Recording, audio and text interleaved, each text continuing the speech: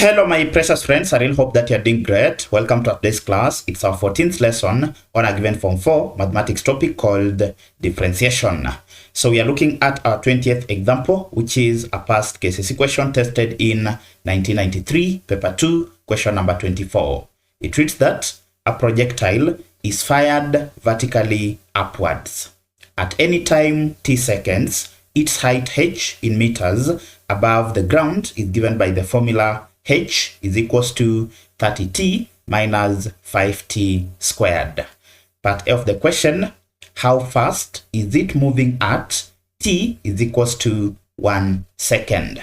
So of course, how fast, they want us to get the velocity of that particular particle when t is equals to 1 second.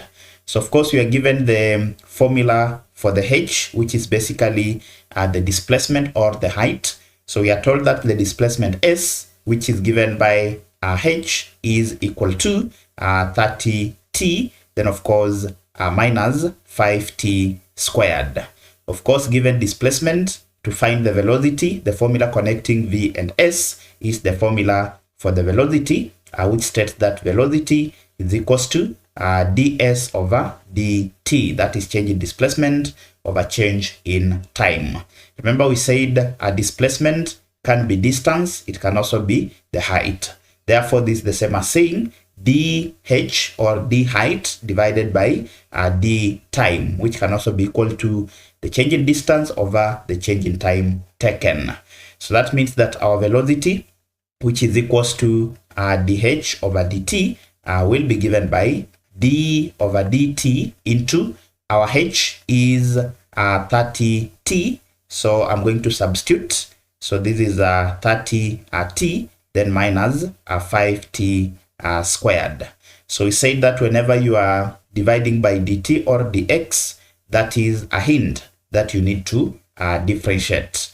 Therefore, our v, velocity v, will be given by, when I differentiate this, of course, this is power 1. So the 1 will pre-multiply the coefficient. So you're going to have 30 multiplied by 1. Then t to the power of 1, we subtract 1 from the power. You differentiate the second part, this will be negative 5 multiplied by 2, t to the power of 2 minus 1. Therefore, our v will be equal to 30 t to the power of 0, then minus 5 by 2 will get 10 t to the power of 1. Therefore, our velocity v will be given by, so of course, t power 0 will give you 1. So this will be 30 multiplied by 1, then minus 10 multiplied by t, which is basically v is equals to 30, then of course minus 10t. Therefore, this is the velocity of the particle at any given time t. But now in Roman 1, they wanted us to get the velocity at a specific point. Therefore, you're going to say that velocity when t is equals to 1 second will be given by, so velocity when t is equals to 1 second will be given by, so this is a Roman 1. So just substitute. So this will be 30, then minus 10 into our t is equals to 1. Therefore, it means that the v at t is equals to 1 will be equal to 30, then of course minus 10 times 1 will just get 10. So this will disintegrate into 30 minus 10. This will give us 20. Therefore, the velocity was 20 meters per second. 20 meters per second. Then we move to Roman 2 of the question. They want the velocity when t is 2. So in Roman 2, I will say that velocity when t is equals to 2 seconds will be given by, so of course that will be 30 minus 10t, of course, which will be equal to 30 minus 10 into our t will now be 2.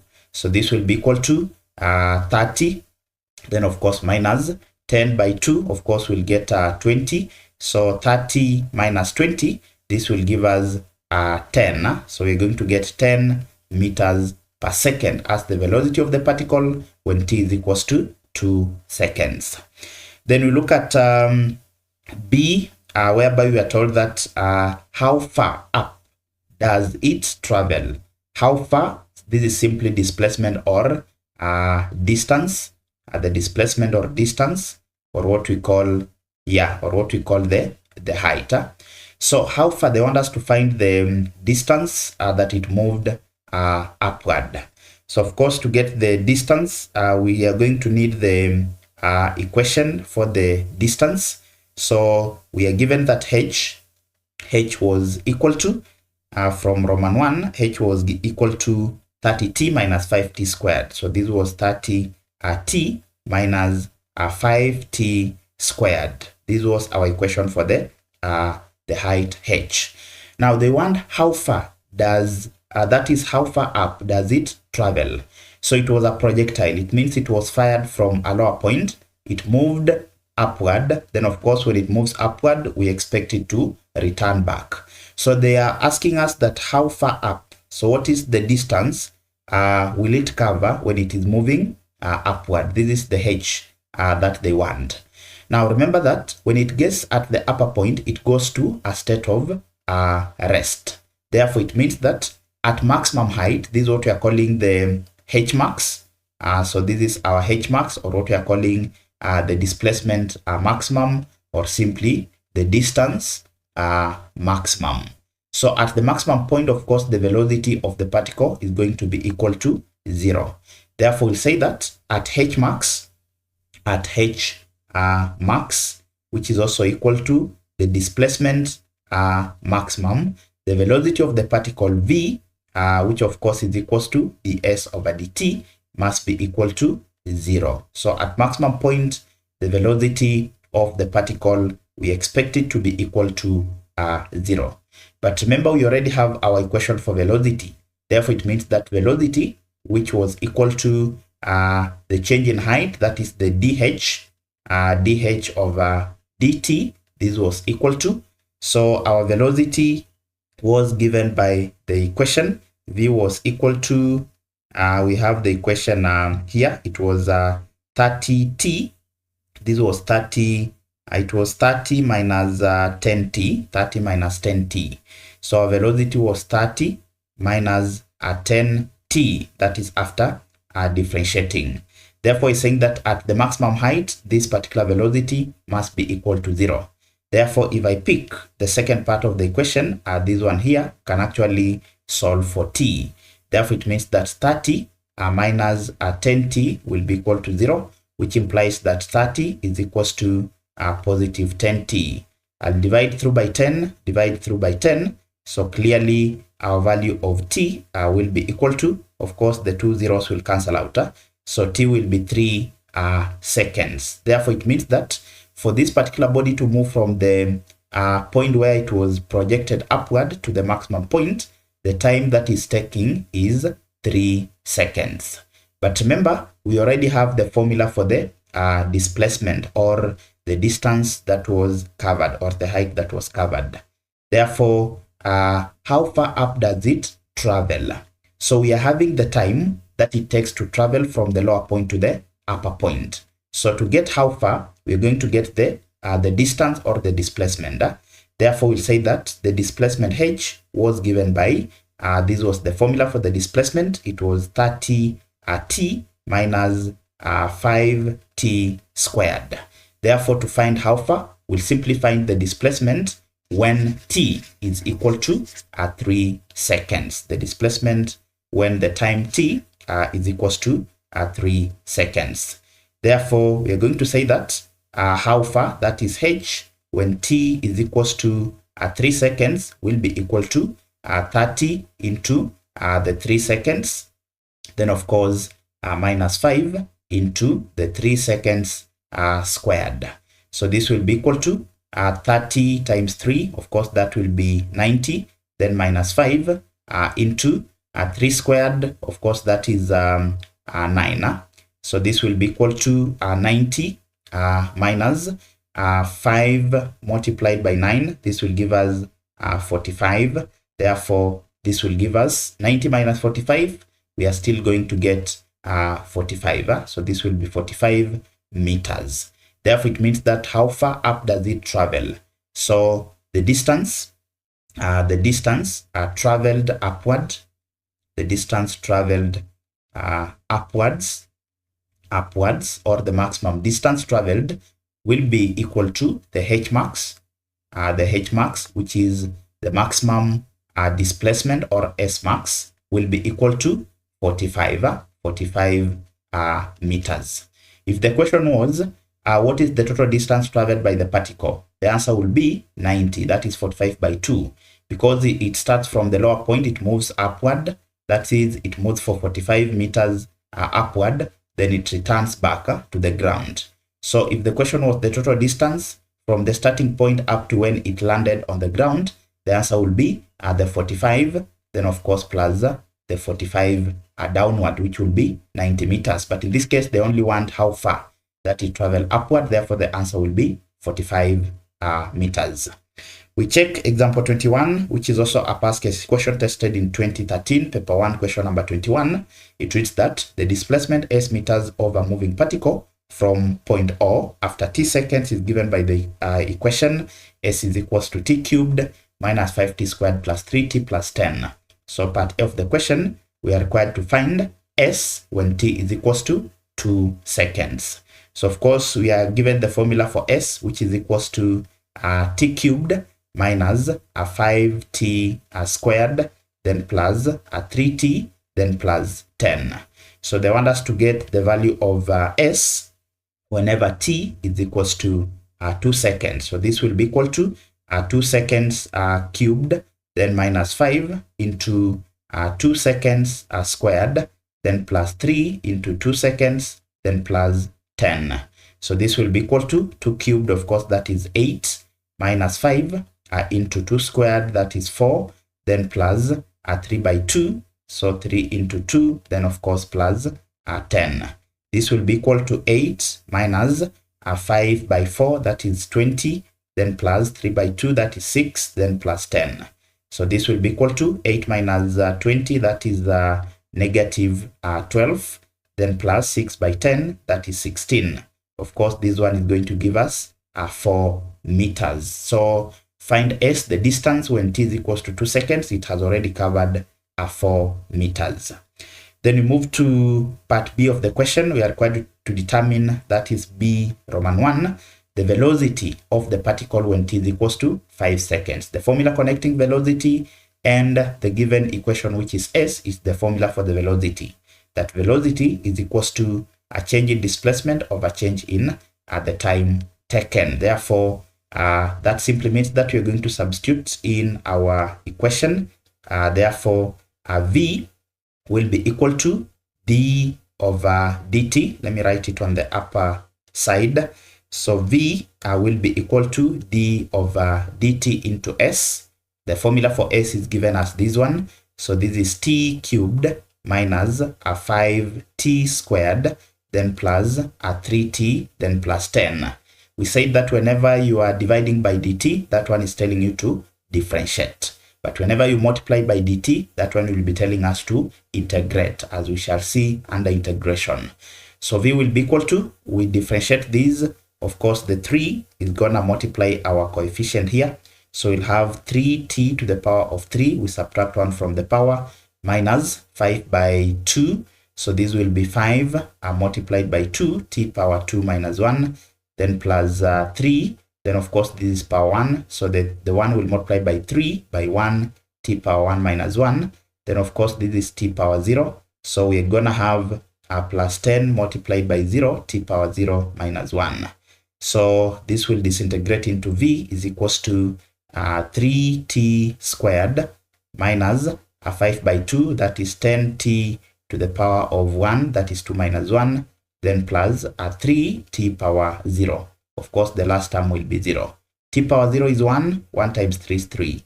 So v will be equal to 3t squared minus 10t, then of course plus 3. So they want v when t is equals to 5. Therefore, this will be equal to v when t is equals to 5 will be equal to 3 into 5 squared, then minus 10 into 5, then of course plus 3. So this will be equal to 3 into 5 squared, that is 25, then minus 10 by 5, that is 10 into 5, then of course plus 3. So this will be equal to 3 by 25, that is 75, then minus 10 by 5, that is 50, then plus 3. So this will be equal to 75 minus 50, that is 25, then of course plus 3. Therefore, clearly, our value of V will be equal to, that is 25 plus 3. So our V will be equal to 28 meters per second. So that is the velocity of the particle when t is equals to 5, that is 5 seconds. Then look at B Roman 2 of the question, whereby we are told that to find the value of t when the particle is momentarily at rest. We say that when the particle is at rest, the velocity of the particle, which is ds over dt, must always be equal to 0, because at rest the particle is not moving. Since you already have the formula for V, we are going to say that V will be equal to, the formula for V was this one here, 3t squared. So this was 3t squared minus 10t, then plus 3, minus 10t plus 3. So this one will be equal to 0, because this is at rest, dv ds is 0. Therefore, you're going to solve this part of the equation clearly, which is a quadratic. So 3t squared minus 10t, then plus 3 is equals to 0. So this is in the form ax squared plus bx, then plus c is equals to 0. Clearly, the value of a will be 3, the value of b will be negative 10, the value of c will be 3. So our product, which is AC, will be equal to 3 by 3, which is equals to 9. Then the sum, which is the value of b, will be negative 10. So we check the factors by 3, 3, then by 3, 1. So of course the numbers will be 9 and 1. 9 and 1. So our numbers will be 9 and 1. So the product, the sum needs to be negative. So this will be negative and negative. So that negative 9 minus negative 1 will give you negative 10. Then negative 9 times negative 1, you'll get a positive 9. From there, we're going to substitute in our equation. So the original equation was this one here. So we just substitute the value of b. So this will be 3t squared, then plus the value of b, we are having negative 9, then minus 1, then of course t, then plus 3 is equals to 0. So this will be 3t squared minus 9t, then minus 1t, then plus 3 is equals to 0. I factor out 3t here, so this will be 3t into, this will be t, then minus 9t over 3t, this will be 3. Then of course I factor negative 1 into, this will be negative 1t over negative 1, that will change to positive t. Then 3t, that is 3 divided by negative 1, this will give us negative 3 is equals to 0. Then I group the last two terms, so this one and this one here. So this is 3t minus 1 to form my first bracket, and t minus 1 to form my second bracket. Therefore, it means that either 3t minus 1 is equals to 0, that is the first bracket. That means 3t will be equal to 1, therefore t will be equal to a third. So this will be a third seconds. Or the other possibility is that t minus 1 is equals to 0. So clearly t will be equal to 1 second. So the question wanted us to find the value of t when the particle is momentarily at rest. Therefore, our t will be a third, seconds, and 1 second. So those are the values of a t when the particle was momentarily at rest. Then we check part C of the question, whereby we are being told to find the time when the velocity of the particle is maximum. Remember, we said that at maximum velocity, the acceleration must be equal to 0. So at maximum velocity,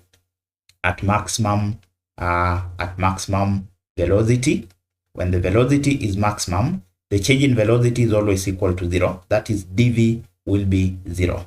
So at maximum velocity, the acceleration, which is dv dt, will always be equal to 0.